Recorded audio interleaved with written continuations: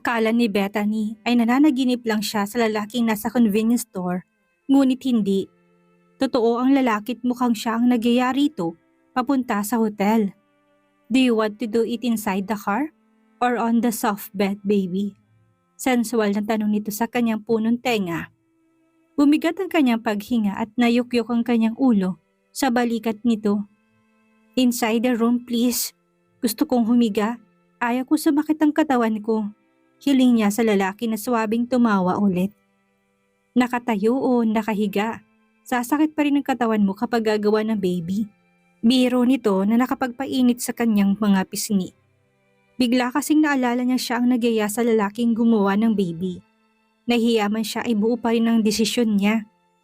Gusto niyang patunayan sa sarili na mali ang bintang sa kanya ni Cindy. Natuod siya sa kama at gusto niya ring patunayan na hindi siya baog. Pareho silang lasing ng lalaki at duda siya kung malinaw pa ang itsura niya dito o hindi. Pinagtinginan pa sila ng hotel staff matapos magbayad ng isang kwarto ng lalaking kasama niya. Hawak siya nito sa bewang at himalang hindi sinusunggaban ng halik sa loob ng elevator. Maging siya man ay ayaw gumawa ng kilos. Pero desidido siya sa bala kaya't noong makarating sa tamang kwarto ay agad niyang hinila ang batok ng lalaki at hinalikan. Dinig niyang mahina itong nagmura, ngunit sinagot din ng halik niya at kaagad pa siyang binuhat at sinandal sa pinto. Shit, your lips tasted so sweet. Anito matapos muling halikan ng kanyang mga labi. I don't know what the real reason why I agree with this, but shit, this felt really good. Because nalalaki at nakuha pa siyang idiin sa pinto. Feel that baby? That will give you a baby. Sensual nitong bulong. Humigpit ang kapit niya sa braso at balikat nito. Matapos yung unti-unting maramdaman sa loob. I want twins. Paus niyang bulong na napalitan ng sunod-sunod na ungol. Matapos nito magsimulang gumalaw. You're so good, baby. You don't know how to play the game. Komento nito. Nagdiwang si Bethany sa narinig at niyakap ang ulo nito. Bigla'y pumasok sa isipan niyang sinabi ni Cindy na hindi siya magaling sa kama. Kasunod doon ay malinaw niyang naalala kung paano nito sakyan ng asawa at parehong makarating sa rurok ang mga walang hiya. Napamulat siya. Alam niyang hindi siya tuod sa kama at sa kagustuhang kalimutan ang ganap na yon ay huminga siya ng malalim. Stop! May hina niyang bigas. Napaangat ng ulo ang lalaki at tinigilan ang ginagawa niya. Ngunit hindi naman tumigil sa paggalaw. Bumaga lamang yon para siguro makausap siya ng maayos. What? Do you want me to stop? I want the bed. Hiling niya. May plano siya at alam niyang kaya niya ring gawin ang ginawa ni Cindy sa kanyang asawa. Oh yeah, sure. We can do this on the bed. Mukhang nakahinga ng maluwag ang lalaki at maingat siyang niyakap habang naglakad patungo sa kamang malaking naghihintay sa kanya. Marahan siya nitong hiniga na kanyang kinapit habang nag-iipon ng lakas. Ngunit bago pa man ito makagalaw muli sa loob niya, malakas niya itong tinulak, dahilan upang mapahiga ito sa gilid niya at makawala ito sa loob niya. The heck, baby? I thought you want this. Ani pa nito habang pilit inaabot ang bewang niya. Hindi siya sumagot. Bagkus ay tumayo siya at walang pasabing umupo sa tiyan nito. Go on, baby. Show me what you've got. Huminga siya ng malalim bago ngumisi. Desidido siya at kakayanin niyang gawin ang ginawa ni Cindy sa kanyang asawa. Hindi siya tuod sa kama. Kaya niya ring magromansa. Ilang sandali pa isang mahaba at malalim na ungol nila ang pumailan lang sa buong kwarto. Sabay nilang naabot ang rurok. Hingal siyang napapikit habang ito'y napasubsob sa kanyang leeg. That was amazing. Bigas nito. Hindi na siya sumagot bagkus ay tila hinila siya ng antok at pagod. Naramdaman pa niya ang pagulong nito sa gilid niya at paghapit sa kanyang katawan. Masarap ang naging tulog niya, ngunit noong magising ay tila sinampal siya ng katotohanan. Nanlalaki ang mga mata niya habang nakatanaw sa likod ng lalaki na kasiping niya kagabi. Matipuno ang likod nito at may tattoo pa sa bandang balikat nito ng isang bow at arrow. Ang gaga mo, Beth! Ano na naman itong pinasok mo? Mahina niyang usal sa sarili. Nanlamig siya matapos unti-unting maalala ang kagagahan niya. Naalala niya mga detalye, ngunit hindi mukha nito. Napapikit siya ng mariin at natulala na nagawa niya yun sa iba. Ni hindi nga niya hinubad ang dress niya at underwear lang yata ang inalis pero nakaraos siya. Baliw ka na, Beth. Bakit ka nakipagtalik sa iba? Iyak niya. Nataranta siya at hinagilap ang kanyang underwear. Nakita niya yun sa tapat ng pinto. Kasama ng damit ng lalaki kung kaya't maingat niyang tinakbo yun. At nagmamadaling kinuha at sinuot. Simple niya lang ding inayos ang sarili at sinuklay ang buhok bago hinawakan ng doorknob. Hindi siya pwedeng makita ng lalaki at malaman kung sino siya. At mas lalong hindi siya interesado makilala to. Gusto na lamang niyang kalimutan ang kagagahan niya. Ngunit akma niyang pipihitin ang pinto noong marinig ang mahinang ungol nito. Don't leave me like this, baby.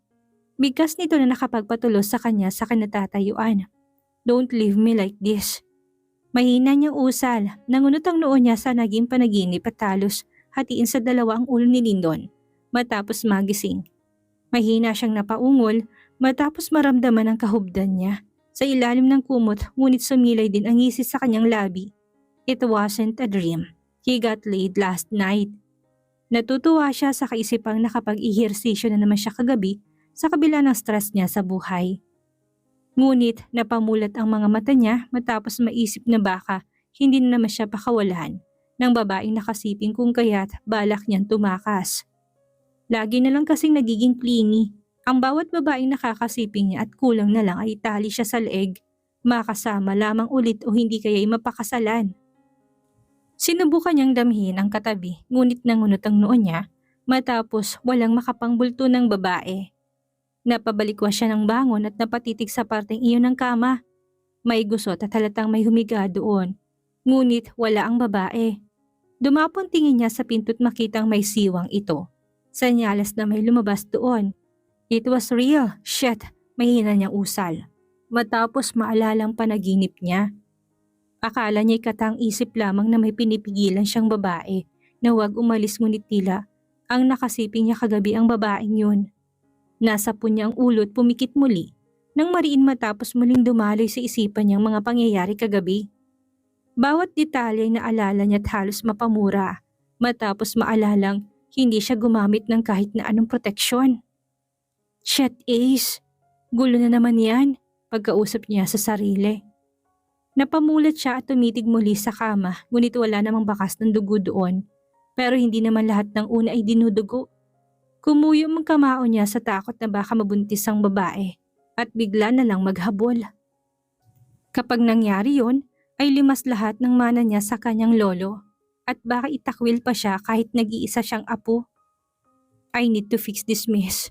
Desididong bigkas niya bago bumangon at hinagilap ang mga damit. Pinilit niya muling inisip kung ano nga bang itsura ng babae. Ngunit wala siyang maalala kung hindi ang perpektong katawan nito na kanyang hinagod sa kanyang mga palad. Napatitig siya sa kanyang palad at natigilan. Hanggang ngayon ay ramdam niya ang lambot ng katawan nito at mas napalunok siya matapos maalalang ang babae mismo ang sumakay sa tiyan niya at binigyan siya ng magandang biyahe. Bumigat ang kanyang paghinga at nakagat ang labi. Kahit hindi niya tandang itsura nito, ay naging maganda ang gabi niya. Ngunit bumabalik ang takot niya na baka mabuntis ito. Gusto niya itong hanapin upang mabantayan at maagapan ang pagsugod nito sa mansyon nila o sa kumpanya kung sakali mang mabuntis ito. Pero sino bang niloloko niya? Sa gilid ng kanyang isip ay gusto niya itong hanapin dahil gusto niya itong muling makasama sa kama.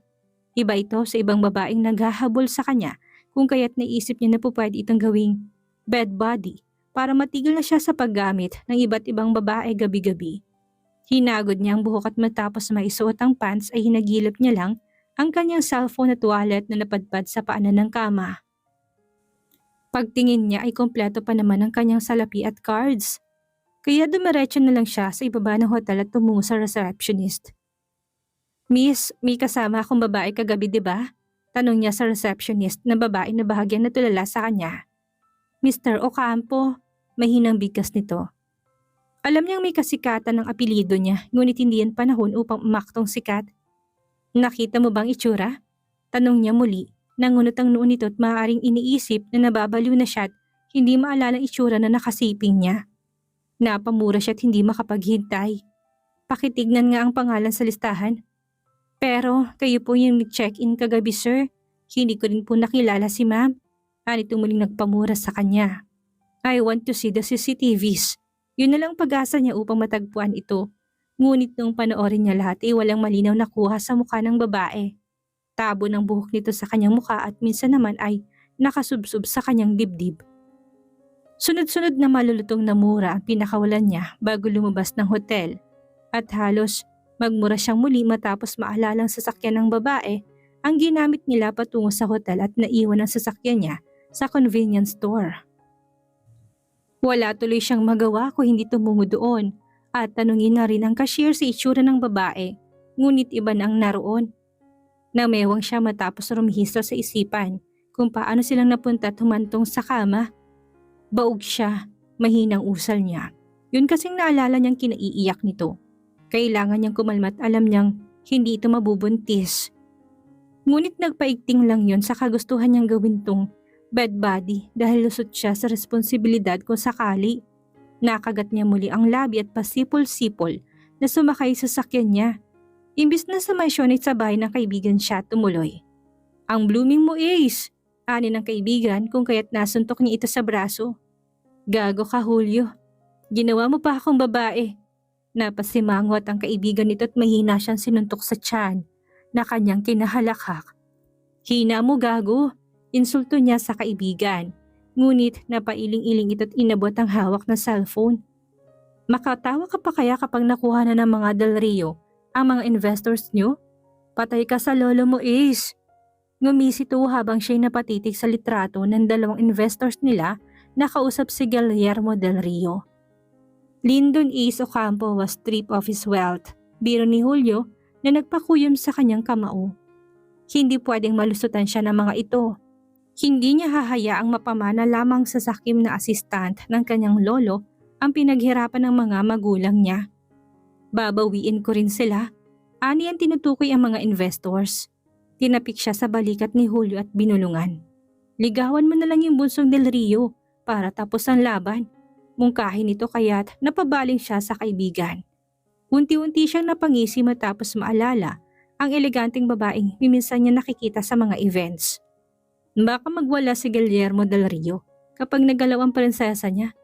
Ani ang binawaksi sa isipan ng magandang babae. Exactly Ace, hindi mo naman bubuntisin. Roromansahin lang. Galitin ng dragon upang bumagsak ang kumpanya nila. Komento nito. Gago, ang sama ng plano mo. Baka makulong pa ako. Umiling-iling siya tuwing naksi ang idea.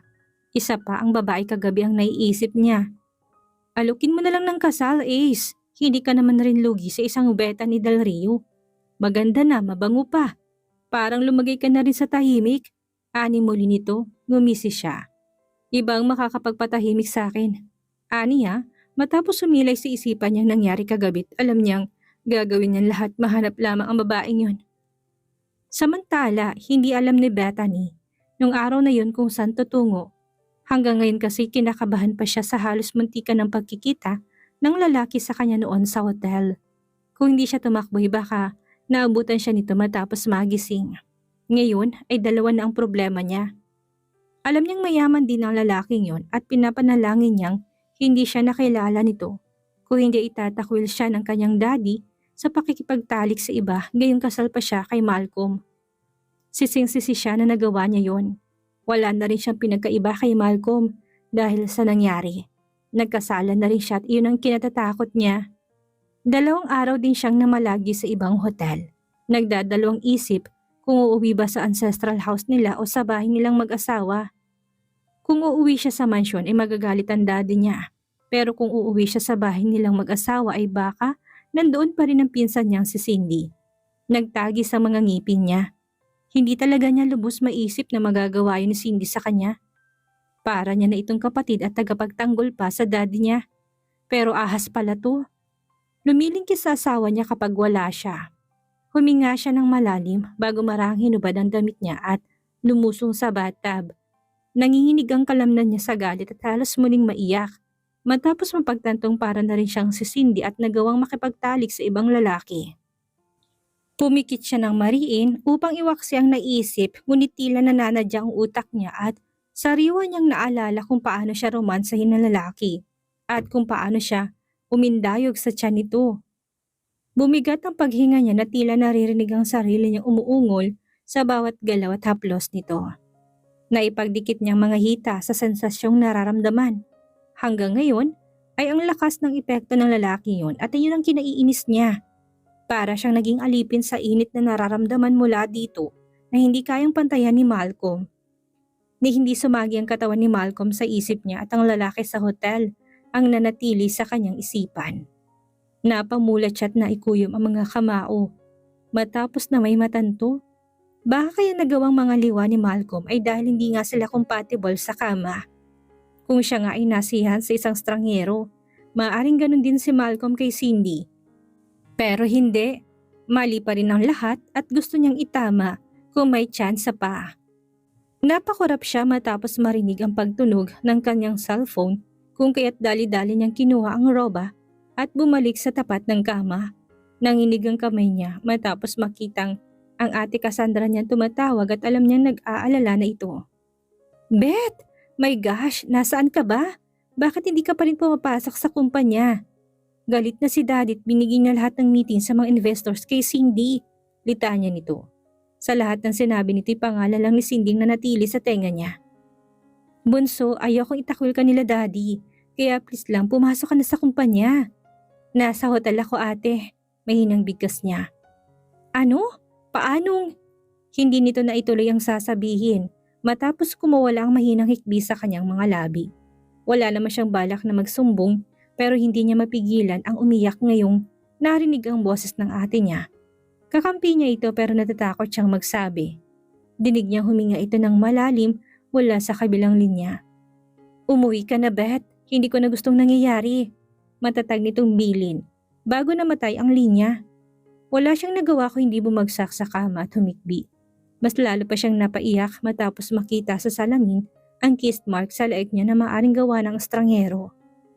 Mas lalo siyang nanlumo at pilit yung tinakpan ng make-up bago nag-check out sa hotel at nagtungo sa bahay nilang mag-asawa. Umaasa siyang maaari pang isalbang pagsasama nila at kalimutan na lang ang bawat kasalanan nila. Pagdating naman doon ay bumabalik ang galit niya sa kanyang asawa at pinsan. Kung hindi lang siya nagkasalat na nakipagtalik ay hindi niya babalaking ayusin ito.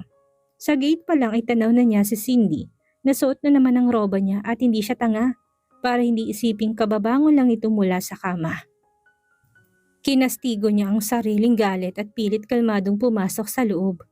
Hindi siya pwedeng mawala ng karapatan sa bahay niya. Kanya iyon at hindi niya papayagang mapunta lang sa pinsan at asawa niya. Agad na pumasok si Cindy at noong muling lumabas ay nakalingkis na sa asawa niya. Ahas talaga. Baka hindi lang asawa niyang inaahas nito kung hindi maging mga magulang niya. Good thing that you are here, Beth. Panimula ni Malcolm na nakapagpataas ng kanyang kilay. Nawala ng kagustuhan niya makipag-ayos at nasusuklam na lamang. Nilahad niyang palad at tamad itong tinignan. Pakibalik ng susi, Malcolm. I believe you don't belong here anymore. Dinig niyang suminghap si Cindy at kita niyang nalisik ang mga mata ni Malcolm. Alam naman niyang wala na itong ibang maiuwian bukod sa bahay nila. Depende na lang kung kukup-kupin ni Cindy pero tsak siyang hindi papayag ang tiya Maureen niya dahil ayaw nito sa iskandalo. Susi, Malcolm. Susi. Pag-uulit niya ngunit imbis na susi papeles ang nilapag nito sa palad niya. Pakibasa mo na yan bago mo kunin ng susi. Nangingising nito na walang katarayan niya at nangunot ang noo. Ngunit halos pagbagsakan siya ng langit at lupa matapos mabasang annulment papers yun at tanging pirma na lamang niya ang kulang. Sign it, Bethany. Then leave. Wala ka ng asawang uuwian dito dahil pag-aari ko na. Anis hindi na nagpakulo ng dugo niya. May higpit niyang hinawakan ng papeles at gusto na lamang napunitin ng mga yon sa sobrang sakit ng loob niya. Annulment papers. Really, Malcolm? Sarcastic ang bigkas niya. Wala talaga itong konsensya kahit siya pang nagpakain at nagbihis dito. Tinuring niya pang hari ang gago. Yes, pirma mo na lang kulang, Beth. Sign it. Nakangising bigkas nito. Ngunit nawalang atensyon niya doon matapos makarinig ng ilang sigaw. Ace, man, calm down. Biro lang yun, sigaw ng isang lalaki. Natigilan siya dahil tila pamilyar ang boses at mas lalo nang tinawag nitong pangalan. Pagbaling niya sa likod, ay kita niyang lalaki may matipunong bulto na papasakay sa isang itim na Mercedes-Benz. Tingin niya'y naramdaman itong titig niya, kahit malayo pa kung kaya't napabaling ito sa kanya. Ace, may hina niyang bulong sa sarili matapos matanaw ang lalaki. Ano ang gagawin ni Bethany ngayong nakikipaghiwalay na si Malcolm sa kanya? Malaman kaya niya na si Ace ang lalaking nakasiping niya? Yan ang ating aalamin sa susunod nating kabanata.